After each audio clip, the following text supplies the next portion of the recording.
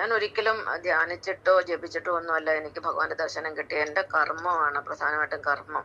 പിന്നെ മനസ്സിലുള്ള ചെറുപ്പം മുതലേ ഉണ്ടായിരുന്ന ഉറച്ച വിഷ്ണു ഭക്തി, ഇത് രണ്ടാണ് പ്രധാനമായിട്ടും ഈ ദർശനത്തിനിടയാക്കിയ. സാധാരണ ഒരു ആൾക്ക് ദർശനം കിട്ടണമെങ്കിൽ അവർ ഒരുപാട് കാലത്തെ തപസ്യകളും സാധനകളും ഒക്കെ ചെയ്തിട്ടാണ്. പക്ഷെ എനിക്ക് അങ്ങനെയൊന്നും ഉണ്ട്. ഇത് ഒരു എന്താ പറയുക, നാച്ചുറലായിട്ട് സംഭവിച്ച ഒരു കാര്യമാണ്.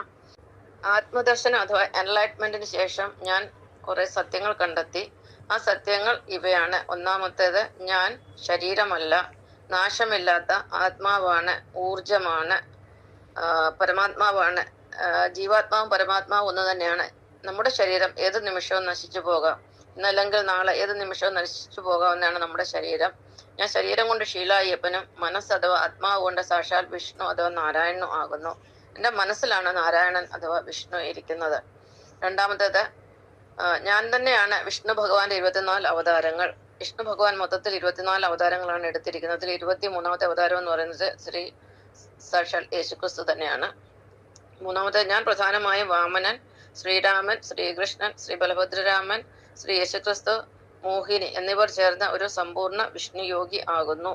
നാലാമത്തേത്, എന്നോടുകൂടി കലിയുഗം അവസാനിക്കുന്നു.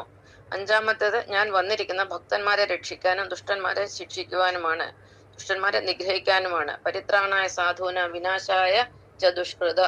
ആറാമത്തേത്, 2026 മൂന്നാം ലോകമഹായുദ്ധം നടക്കും. അതോടെ ദുഷ്ടര അസുരന്മാർ ഇല്ലാതാകും.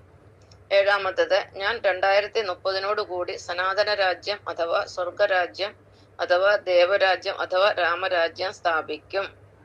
എട്ടാമത്തേത്, പല പ്രകൃതി ദുരന്തങ്ങളിൽ കൂടി 67% ജനങ്ങൾ ഭൂമിയിൽ നിന്ന് ഇല്ലാതാകും.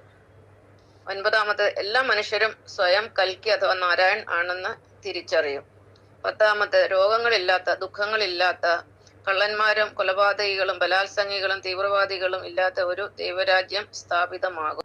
11ാമത്തേത്, എല്ലാ അവതാരങ്ങളും ഗുരുക്കന്മാരായിട്ടാണ് ഭൂമിയിൽ എത്തുന്നത്. ഞാനും ഒരു യഥാർത്ഥ ഗുരു തന്നെയാണ്. കാരണം ഞാനൊരു BSc B.Ed ടീച്ചറായിട്ടാണ് ജീവിതത്തിൽ 26 വർഷങ്ങൾ ചെലവഴിച്ചത്. 12ാമത്തേത്, എല്ലാ അവതാരങ്ങളും മോസ്റ്റ്ലി അവതാരങ്ങളൊക്കെ പുരുഷന്മാരായിട്ടാണ് ജന്മം എടുക്കുന്നത്. പക്ഷേങ്കിൽ വിഷ്ണു ഭഗവാന് തൻ്റെ 12ാമത്തെ അവതാരം മോഹിനിയായി സ്ത്രീയായിട്ടാണ് അവതരിച്ചത്. 24ാമത്തെ അവതാരവും സ്ത്രീയായിട്ട് തന്നെ അവതരിച്ചു. കാരണം ഇന്ന് കലിയുഗത്തിലെ ഇവിടെയുള്ള എല്ലാ ആളുകളും ആത്മവിദ്യയിൽ നഴ്സറി കുട്ടികളാണ്. നഴ്സറി കുട്ടികളെ സാധാരണയായിട്ട് ലേഡീസ് ടീച്ചർമാരാണ് പഠിപ്പിക്കുന്നത്. ഒരൊറ്റ ജെൻസ് ടീച്ചർ പോലും നഴ്സറി കുട്ടികളെ പഠിപ്പിക്കാറില്ല. അപ്പം ഒരു നഴ്സറി കുട്ടിയുടെ അറിവുള്ള ഈ മനുഷ്യരെ ആത്മവിദ്യ